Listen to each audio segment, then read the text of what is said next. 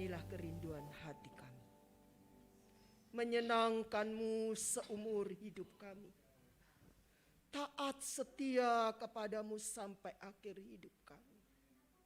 Tuhan, kami sudah memuji dan menyembah-Mu. Dan kami tahu percaya Engkau berkenan atas penyembahan kami. Dan sekarang tiba saatnya kami mau tenangkan hati, pikiran, dan jiwa kami, dan tubuh kami, untuk rela diajar kebenaran firman. Urapi hamba-Mu yang hina dina, untuk boleh menyampaikan kebenaran-Mu yang mulia dan kekal. Kebenaran yang akan memimpin kehidupan kami, sampai Engkau memanggil kami. Berfirmanlah kepada kami Tuhan, kami siap mendengar. Dalam nama Tuhan Yesus Kristus, kami berdoa kepada Bapa. Amin. Shalom, silakan duduk Bapak Ibu. Ya.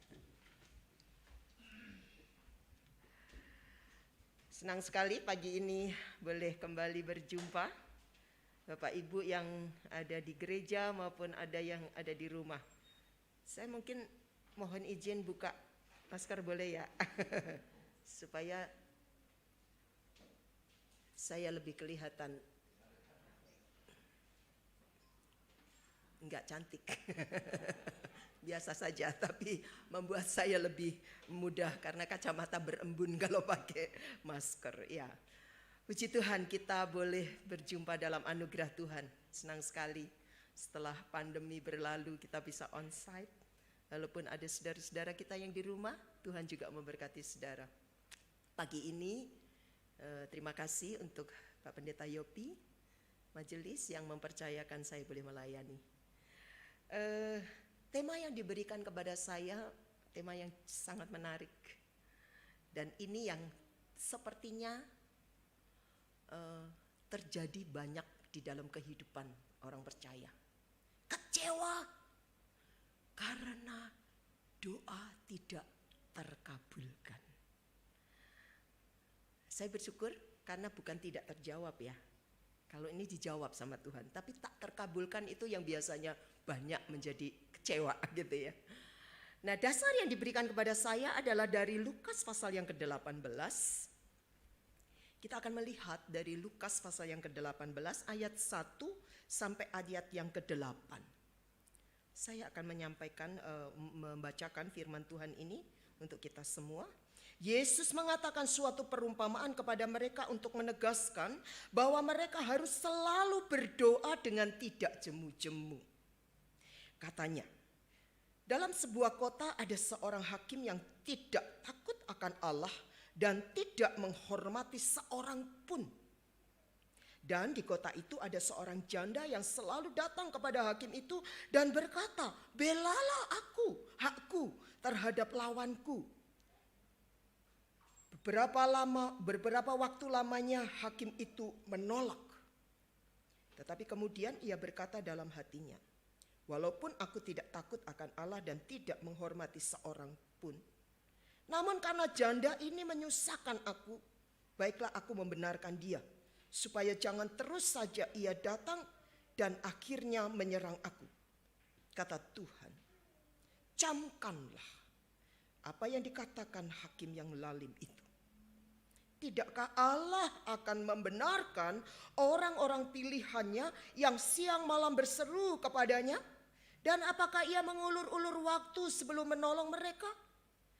Aku berkata kepadamu, ia akan segera membenarkan mereka. Akan tetapi, jika anak manusia itu datang, adakah ia mendapati iman di bumi?" Amin. Jemaat yang dikasihi oleh Tuhan, saya masih mengingat satu peristiwa yang membuat saya waktu itu kecewa. Kecewa kepada ayah ibu saya.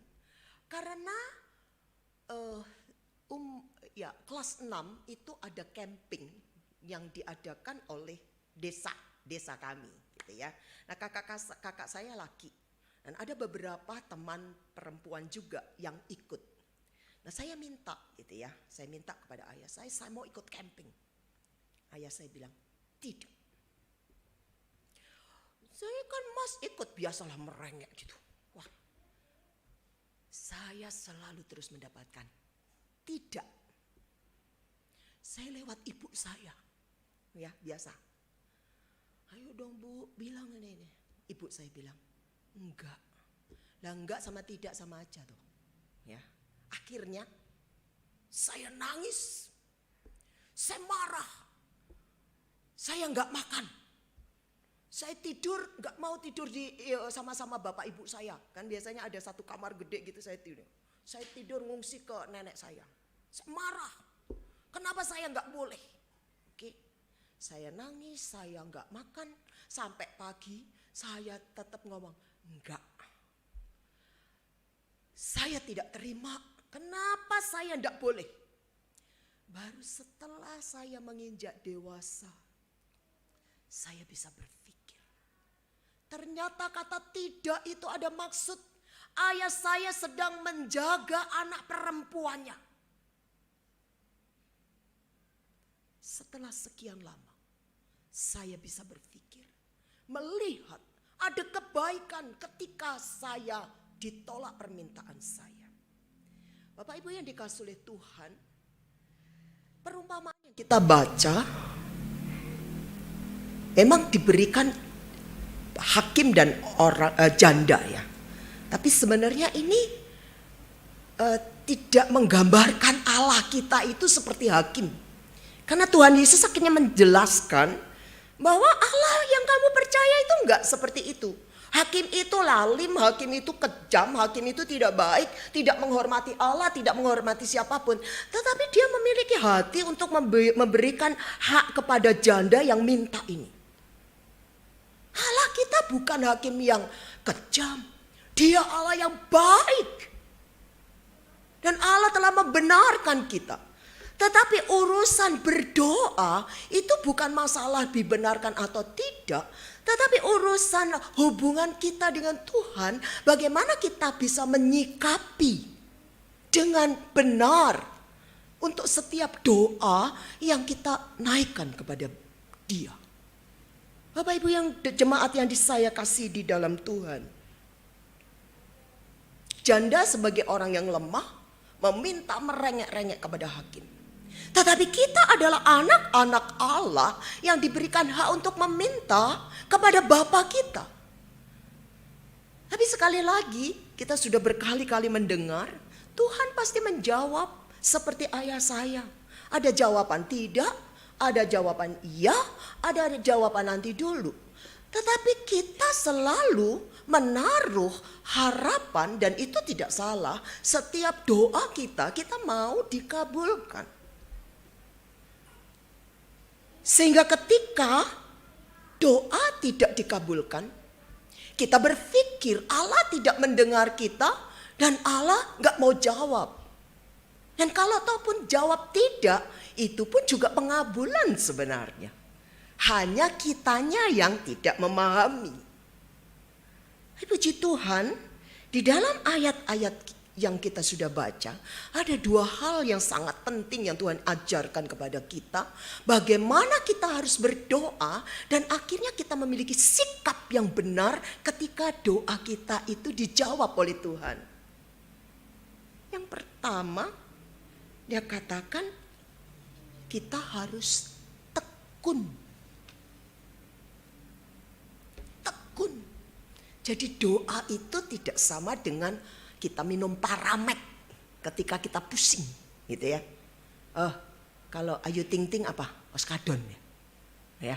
Itu ya, oskadon cepet gitu loh, minum langsung pusing hilang gitu. Bukan itu. Doa itu bukan sesuatu yang instan. Memang ada. Tuhan izinkan instan dijawab. Tetapi di dalam pengajaran pagi ini Tuhan mengajar kita untuk berdoa dengan tekun. Dan kata yang dipakai itu tidak jemu-jemu. Jadi terus menerus berdoa. Bukan berarti merengek-rengek, enggak. Tetapi kita mengerti ketika kita berdoa kita sedang menyampaikan sesuatu kepada Tuhan yang besar. Tuhan yang maha kuasa, Tuhan yang maha bijaksana. Sehingga ketika kita terus-menerus berdoa, kita menaruh harapan kita, tetapi pada akhirnya kita tidak kecewa. Karena kita paham bahwa setiap doa kita Tuhan dengar, tetapi tidak selalu tidak Tuhan kabulkan. Karena apa? Kemahatauan Tuhan itu. Kita ini terbatas. Kita meminta seakan-akan itu baik untuk kita. Seakan-akan itu benar. Tetapi Tuhan tidak. Saya harus menunda. Bahkan Tuhan mengatakan, enggak, saya tidak akan kabulkan doa kamu. Karena doamu itu tidak baik untuk kamu. Seperti pengalaman saya. Ada maksud Tuhan yang tersembunyi yang jauh lebih indah dari apa yang kita doakan. Itulah sebabnya mengapa kita diajar oleh Tuhan untuk terus-menerus berdoa. Sampai Tuhan menjawab. Antara tidak mengabulkan atau Tuhan mengabulkan. Di tengah-tengah keterbatasan kita, kita terus menyampaikan apa yang kita inginkan. Tetapi kita harus terus percaya, kehendak Tuhanlah yang terbaik. Jadi kita harus terus-menerus berdoa. Dan Tuhan sudah memberikan sebuah teladan. Ketika dia di Taman Getsemani. Dia meminta, memang ayat Alkitab hanya mencatat 3 kali, tapi mungkin juga lebih gitu loh. Tuhan gitu loh ya, Yesus yang adalah Tuhan, manusia sempurna, dia meminta kepada Bapa tuh berulang-ulang. Tuh, Bapa kalau boleh biarlah cawan ini lalu daripadaku. Kalau boleh biarlah cawan ini lalu daripadaku. Kalau boleh, terus dia minta. Nah, ini menunjukkan satu kesungguhan, kita menaruh sebuah harapan bahwa apa yang kita minta itu sampai Tuhan berkenan memberikan jawaban. Entah itu mengabulkan atau tidak mengabulkan. Terus menerus berdoa. Dan itu yang kita harus lakukan. Kami memiliki banyak pengalaman bagaimana kami berdoa bertahun-tahun. Saya tadi sempat bercerita, ada Bapak, Ibu, bahwa saya mendoakan satu jiwa itu sampai 21 tahun. Setiap kali saya ketemu, ayo. Percaya Tuhan Yesus, saya mendoakan. Setiap saya ketemu, saya berdoa, saya memegang ininya. Tapi Om ini ya, Om Muksen sudah dipanggil Tuhan di surga. Saya bilang, Bu Linda, saya enggak bakalan jadi orang Kristen. Saya bilang, enggak usah jadi orang Kristen. Percaya Yesus, juru selamat. Itu, enggak. Saya sudah diserahkan ke Dewi Kwan Im. Jadi saya tidak mau menjadi Kristen. 21 tahun Bapak Ibu. Sampai pada akhirnya Tuhan mengabulkan doa. Om Muksen almarhum itu tiba-tiba menelpon lewat anaknya. Saya mau dibaptis. 21 tahun. Tekun, terus berdoa, terus memberitakan Injil. Dan Tuhan menjawab dan mengabulkan. Tidak mudah loh, 21 tahun. Tetapi itulah yang Tuhan mau. Sekarang apa yang menjadi kerinduan kita? Jangan gampang putus asa. Mari tekun meminta, Tuhan, saya meminta ini, saya memohon ini. Ya tapi juga terus jangan, hari ini kok enggak 1 bulan, bisa puluhan tahun kemudian. Tidak apa-apa.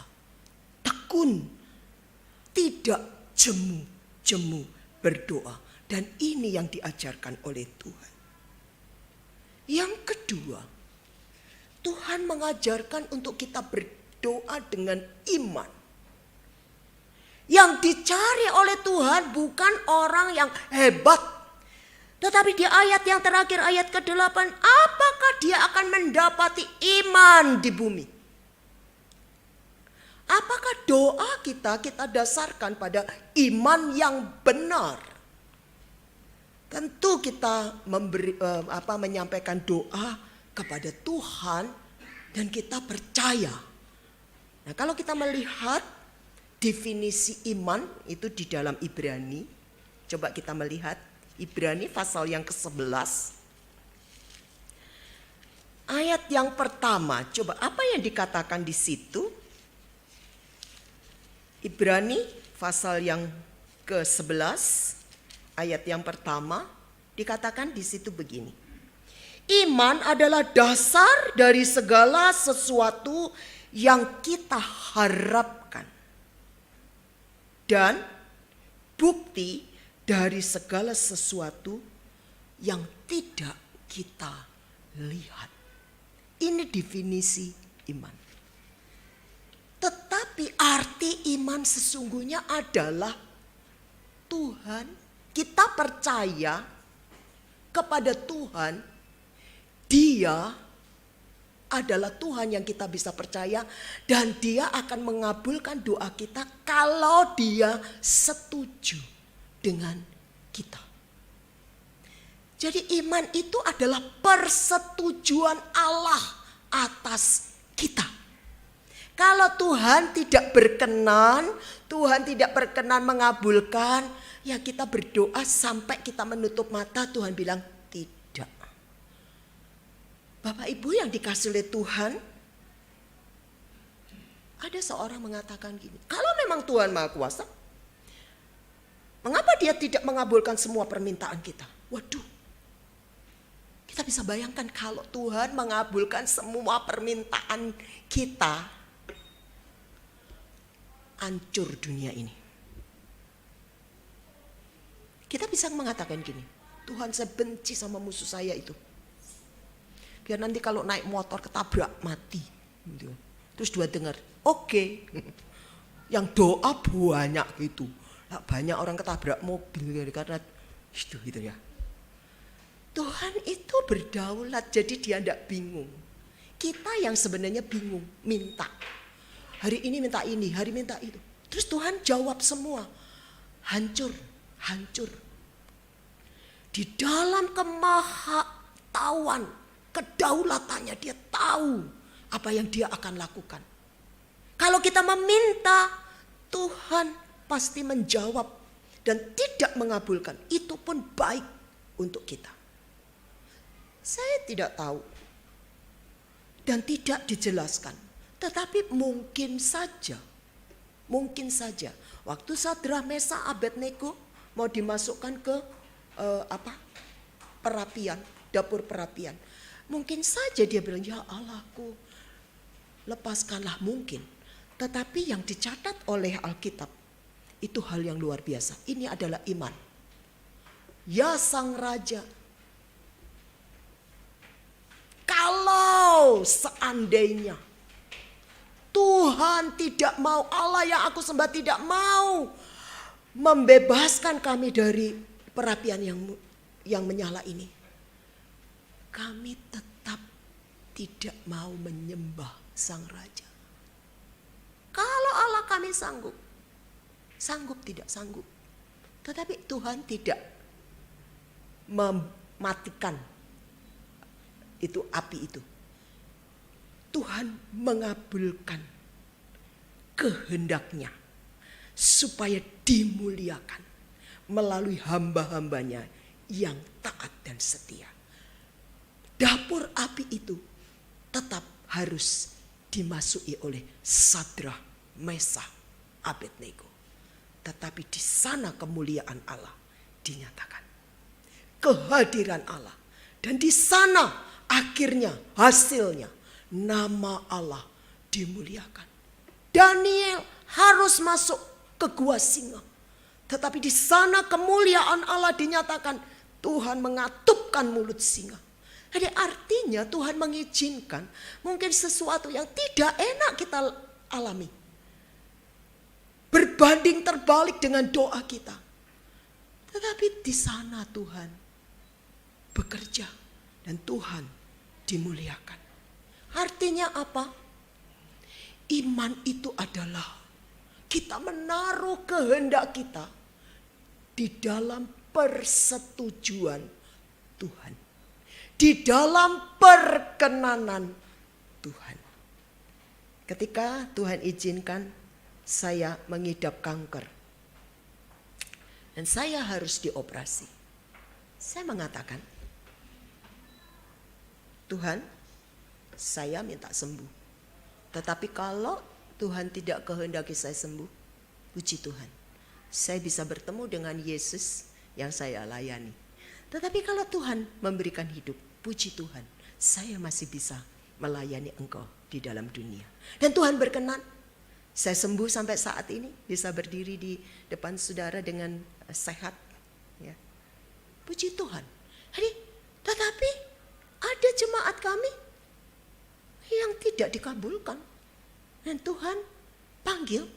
Nah, saya sudah mengatakan, iman kamu harus tetap kokoh. Sembuh, puji Tuhan. Tidak sembuh, puji Tuhan. Dan mereka meninggalkan dunia ini tetap di dalam iman. Karena memang yang dicari oleh Tuhan adalah iman. Ada satu pertanyaan besar di situ.